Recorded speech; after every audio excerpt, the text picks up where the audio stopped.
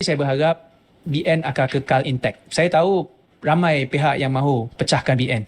Kerana kalau BN tidak wujud lagi, maka dia memberi kelebihan kepada mereka kerana kurang persaingan. Kerana BN terbukti sebuah parti yang mempunyai idealisme dan ideologi yang boleh menyatu padukan rakyat. Sebab itulah lawan akan cuba sedaya upaya untuk pecahkan Barisan Nasional.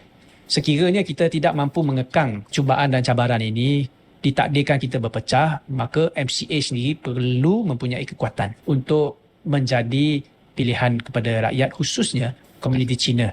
Kalau kita ditakdirkan untuk menjadi wakil kepada komuniti Cina, saya mahukan MCA menjadi sebuah parti yang boleh membimbing masyarakat Cina ke arah penyatuan nasional, boleh membimbing rakyat ke arah keharmonian negara supaya kita boleh bergerak maju bersama. MCA perlu menerima hakikat masyarakat Cina khususnya hanya mempunyai 20% jumlah populasi. Maka sesiapa sahaja, pastinya yang menjadi kerajaan, kita perlu berhadapan populasi yang mencukupi untuk menentukan siapa jadi kerajaan. Sekiranya dalam keadaan itu berlaku, pastinya kita perlu mempunyai kekuatan untuk mempertahankan kepentingan sendiri sekurang-kurangnya. Dan pada masa yang sama, kita perlu menggalakkan supaya semua pihak, tak kira siapa pun yang menjadi kerajaan, perlu memahami dan perlu menghormati konteks perpaduan nasional itu. Itu lebih penting. Kalau satu hari ditakdirkan PAS menjadi pemerintah sekalipun, MCA tidak akan berganjak.